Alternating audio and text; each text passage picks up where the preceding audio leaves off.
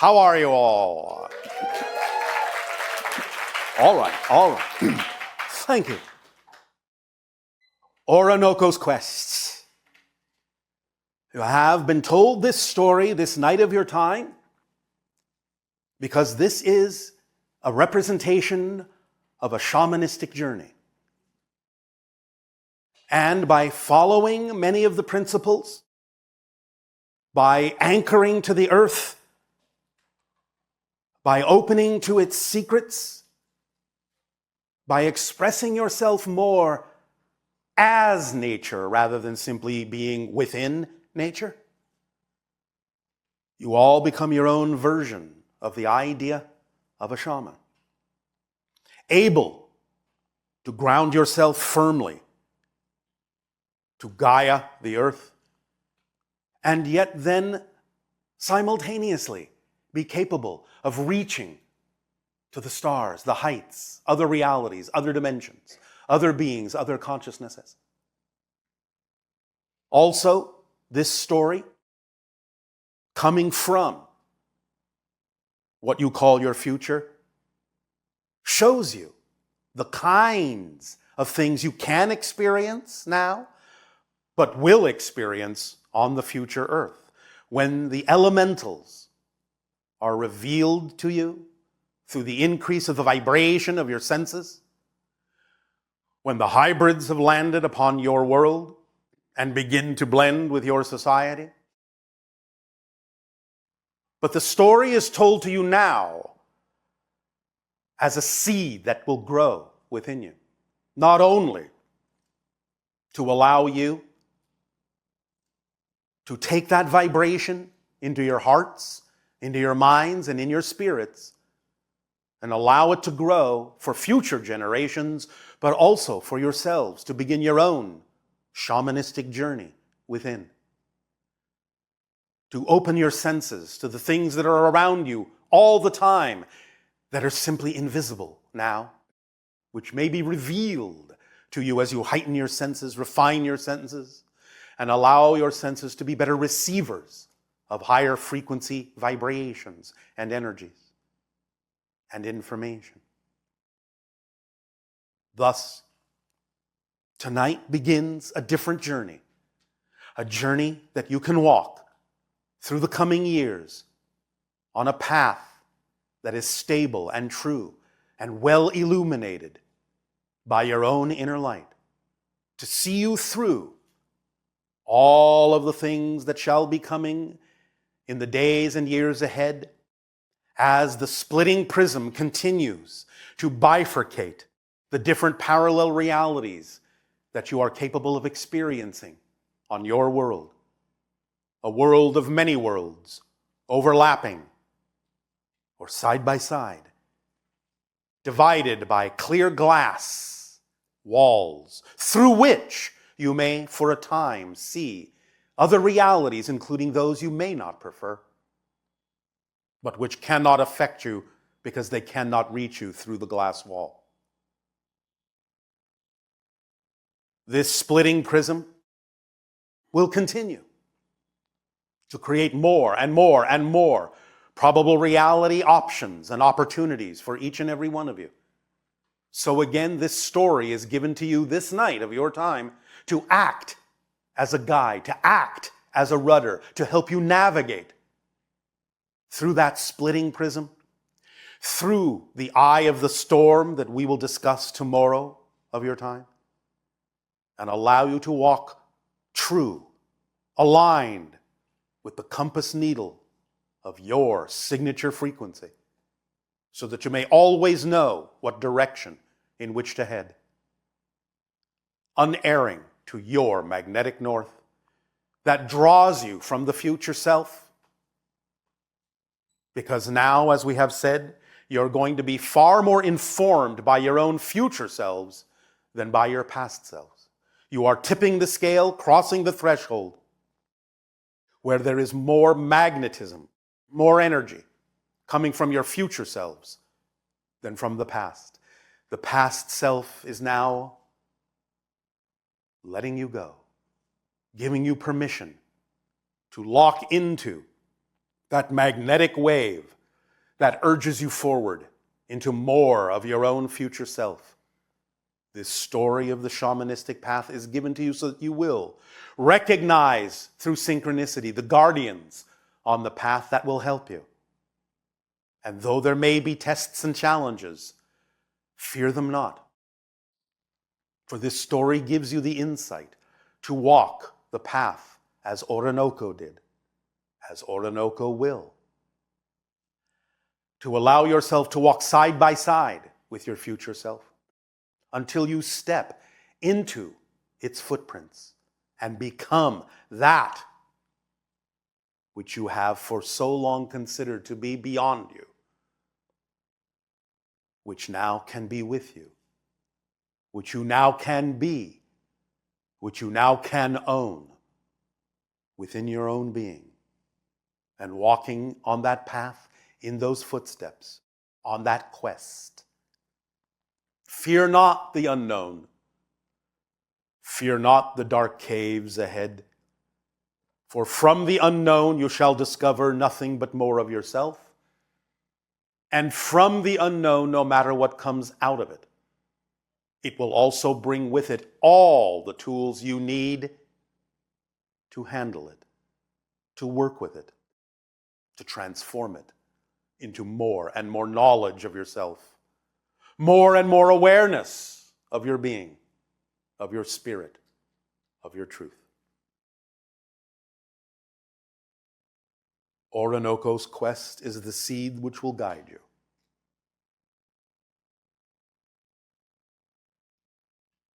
So walk the path with firm resolve. You can bring with you the wisdom of the past, the wisdom of the ancestors, as Orinoco did.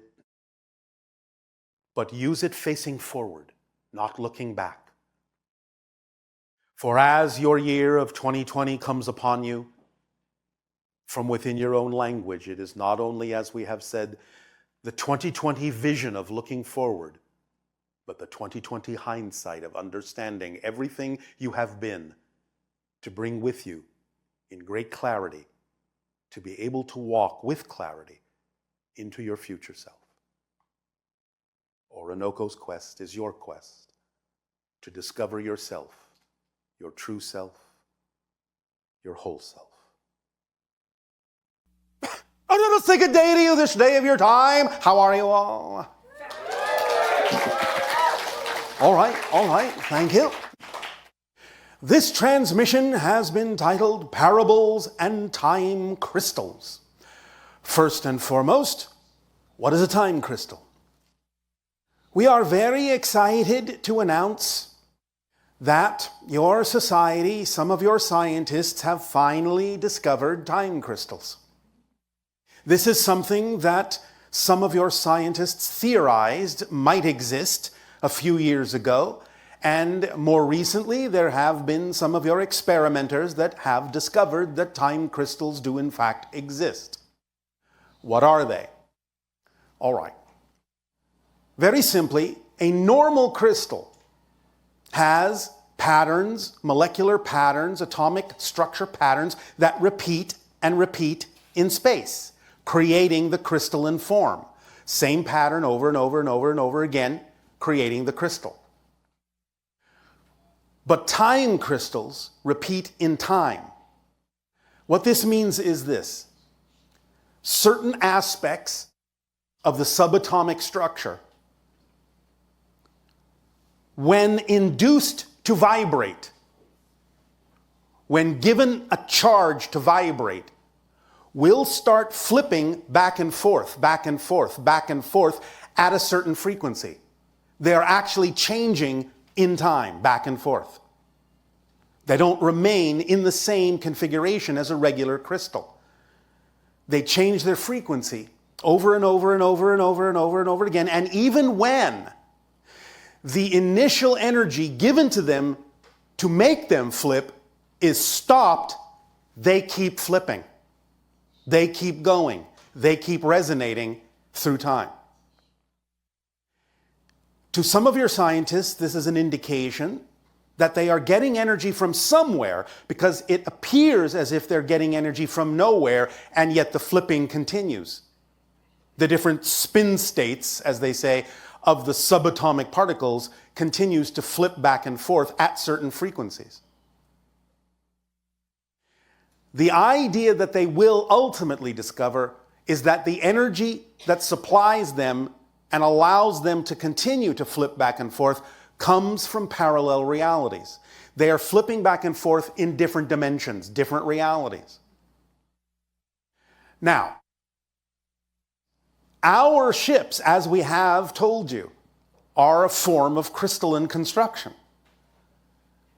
It is a more intricate form of this idea, but our ships are made of time crystals. The fact that time crystals have the capacity to resonate to different frequencies having to do with different parallel dimensions is what allows our ships to transcend space and time and travel in the blink of an eye from one star system to another. Changing the locational frequency of our ships is possible because they are constructed of time crystal material, a much more intricate version than what your scientists are now experimenting with, but they have begun to realize that time crystals can exist in a multitude of forms and can be activated in a multitude of ways. This technology will continue. You will increase and expand your understanding of these crystals in the future as you go, as you understand more and more about them. Now, what does this have to do with parables? Most of you understand the concept of parables as a story that has some kind of a message or a lesson in it that teaches you some idea that might be different than the ideas that were previously held. You tell parables to sort of present a new perspective on things. Since story is the strongest structure by which you retain information, parables, seeking to give you a new perspective, are best told in story form so that you retain the information that contains the idea of a shift or a change. Now, we're going to sort of deconstruct that term parable into the idea that what it actually represents is a parallel probable reality. Parable, parallel probable reality. You're being given a parallel reality idea, something that can be manifested as opposed to what has been manifested. Time crystals getting their energy from parallel dimensions, parallel realities, and parables being representative of parallel probable realities as well, allows them to sort of operate in a way that illuminates something about your reality experience. As we have said, and what we will repeat now in connection to this subject, is you think of your reality as a continuous time stream, unbroken continuity from one moment to the next, to the next, to the next. But your reality is not one real parallel reality. It is constructed of a number, billions of parallel realities, because you don't really jump from one point to another in a time stream, in one reality. You jump to different parallel realities all the time, creating what appears to be or feels like a continuous, unbroken reality. But this jumping back and forth all over the place, flopping, flipping through different parallel reality moments to construct the parallel reality time stream in a continuous way that seems to fit the reality you prefer as an experience, means that you are time crystals too. You contain the actual elements, the actual subatomic element structures that allows you as a physical being to flip through different parallel realities. This is actually a description of the mechanism physically that we have talked about, where your consciousness is shifting through billions of parallel realities every second, creating your apparent continuous time stream reality. It's this particular kind of arrangement of crystalline substance within you that actually allows this physically to occur in your dimension. So you are all living time crystals in a sense. So are we, so is every life form. This is contained within all living things and all matter. Your scientists have labeled time crystals a new form of matter that they didn't know about before. And they are going to discover not only the connection to parallel realities that drive the time crystals and allow them to keep flopping back and forth in frequencies through time, but they're going to discover that time crystals exist in all matter. And they're going to start understanding from that point forward in the years to come how it is your consciousness keys into the idea of parallel realities that exist simultaneously with one another and expresses it through the idea of the linear, continuous space-time framework by creating these flipping vibrations within you that allow you physically to alter yourself from reality to reality to reality, version of Earth, version of Earth, version of Earth, version of you, version of you, version of you, billions of times per second. Is this making some sense in your language? All right. So we are describing here the actual physical component of the consciousness mechanism that allows you to experience shifting through billions of parallel realities in physical terms. This gives you, wrapping your mind around this concept that you are always shifting billions of times per second through various parallel realities to create one apparent continuous time stream, can give you freer access, more conscious awareness of the fact that you are always shifting all the time. So focusing on the idea of yourself as a time crystal in that sense, and all matter containing time crystals, will allow you to start to viscerally, over time, physically, with your senses, begin to have a more physical, visceral experience of the shifting that is already going on. Remember, you don't actually ever accelerate the shifting. You become more aware of the rate at which you're already shifting. That makes it seem like an acceleration in space-time terms. But you are shifting at the same rate all the time. It's just that you can be more aware of it. And by being more aware of it and incorporating that awareness into your reality in an everyday way, you can experience more conscious control over the idea of exactly how you navigate those shifts more and more in the direction of the reality that you prefer, of the experience of navigating through all those different dimensional realities in a way that you prefer, so that you can constantly keep shifting to versions of Earth and versions of yourself that are more and more and more and more and more and more representative of your greater being, who you truly prefer to be, who you truly are. Make sense? So, even though some of this may be a little esoteric at the moment, that's all right. Just the deliverance of the information in this form will sink into you in a new way to give you more awareness, more conscious control of the fact that you are shifting billions of times a second right now, even in the course of this conversation. Continuity is an illusion, but it's an illusion you can create and have created to make it seem as if you are simply constantly in one reality, which you never, ever are. You are simultaneously shifting through the simultaneous parallel realities that simultaneously coexist to infinity. That is your nature. And awareness of time crystals and parables, stories that you tell yourself about who you are, definitions that are more harmoniously aligned with who you prefer to be and the reality you prefer to experience, will amplify and magnify your ability to sense the shifting that is already going on in a way as to make you feel like you're accelerating in your physical reality. That illusion is created by getting closer in your frequency to the frequency of the shift, so that it seems as if, paradoxically, the more you live in the single moment, the faster things appear to go, because you're catching up to the frequency more of the shifting frequency of physical reality. Similar to when you have a strobe light and you have a stream of water. When you flash the strobe light at a specific frequency, the stream of water no longer seems to be a stream, but individual droplets moving slower and slower and slower until you hit the frequency of the moving water in such a way that what you then appear to see is a single droplet suspended in time and space. It appears to not be moving anymore because you've caught up to the frequency of the falling water.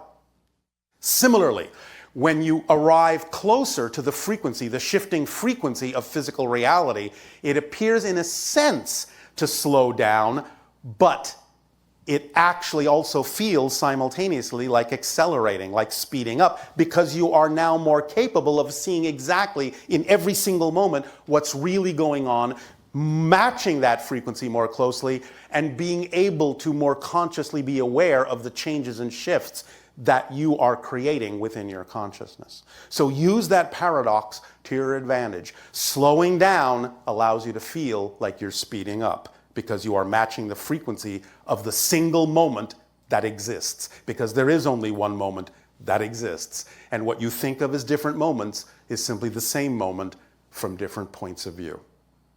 Make sense? It doesn't have to. Not yet anyway.